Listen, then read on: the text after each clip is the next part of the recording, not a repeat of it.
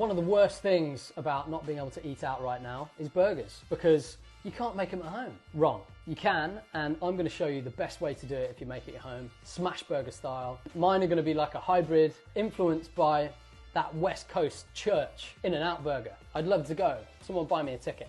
And Shake Shack, we have one of those in London.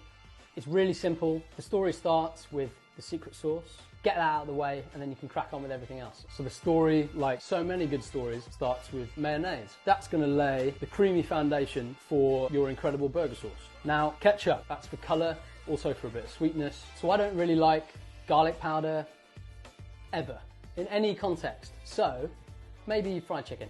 So, but I do love spicy stuff, and sriracha has a little bit of garlic in there. So I'm gonna put some sriracha in mine. Next up, you need yellow American mustard for this. And then finally, about a tablespoon of very, very finely chopped or minced. What even are these? For goodness grief. Pickles. I've gone for Mrs. Elwood. About a tablespoon, very, very finely chopped or minced. And then finally, a tiny little bit of sweet smoked paprika. And that's it. I'm going to give it a mix, and you know, it might need a bit of salt. Some things do. So that's my sauce, and it could be yours. You can put anything you like in there. It's not a secret anymore. It's still delicious though. So you can do caramelized onions in lengths. It's probably what you usually think of doing, but in this instance, we're going to be dicing it. So you're going to have like little clumps, a little cluster of amazing caramelized onions. So it starts with a good healthy knob of butter, and then I'm going to put a little bit of oil in there just so the butter doesn't catch and doesn't burn, and then straight in with all of my diced onions. A good pinch of salt. When I caramelize onions, I like to start it on a high heat, because you're also adding salt, which draws moisture out, which is going to drop the temperature. So you want to maintain that high heat by balancing out the evaporation of the water, the moisture, with a high temperature underneath. And then it will cool down naturally because that water is coming out. This has been on a low heat now for about 15 minutes. They went translucent, then they went lightly brown. Now they're going like a good dark caramelized brown. Now we're gonna chuck in a little bit of water. Chuck it into the pan and then scrape that fond away. That's gonna make all of your onions taste absolutely delicious, because all of that color on the bottom of the pan is just flavor. Like that. Smells redonkulous. You've got to take your time if you want amazing burgers. It's gonna be good stuff. Let's talk about buns. You don't need anything fancy. You definitely don't want anything floury like ciabatta. That's not what we're going for. You want a cheap-ish brioche bun. We can't get Martin's potato rolls over here in the UK. I wish we could, because yes, they're the best. We know they are. But you know, you just got to work with what you got. So I'm just going to brush each side with some butter. You could do mayonnaise. You could just dry toast them, but that's not as good or tasty. Go right edge to edge like that. Medium-high pan. So you want those to take on some colour, and you don't necessarily need them to steam all the way through, because I'm going to show you a trick. You know when you get a burger at the burger place and it's wrapped up in its little package? That's the secret. Something steamy and amazing happens when you put it inside there. Get him in there. Wrap him up. Get rid of him.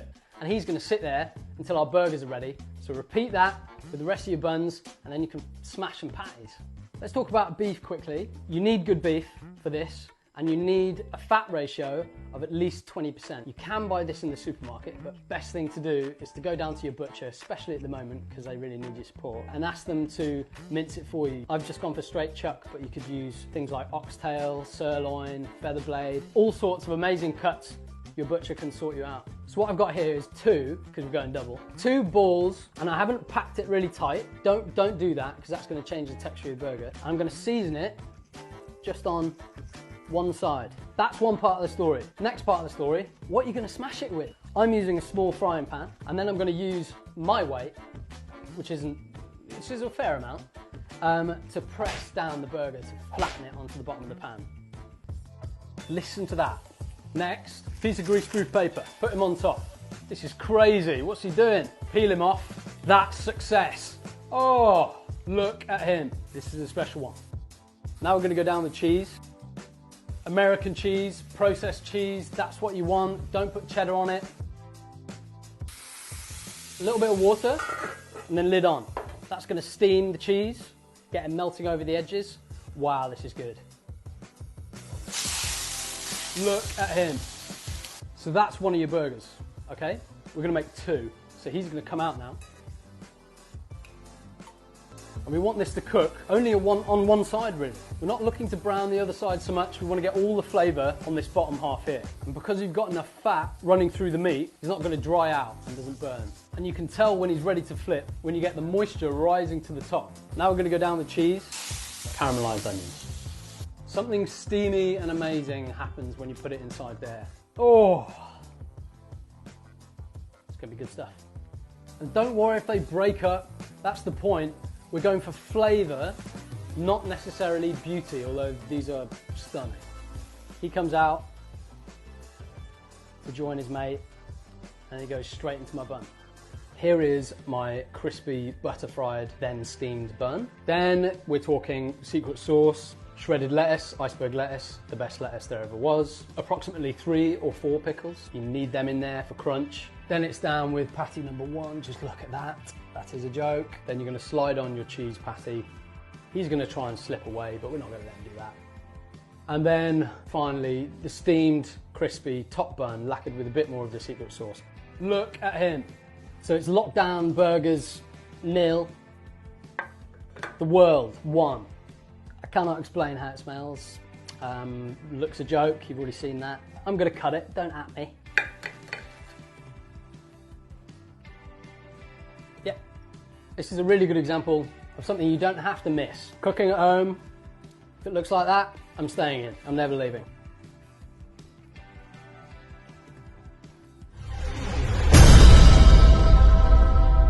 You gotta make that. That is extremely serious. Huh.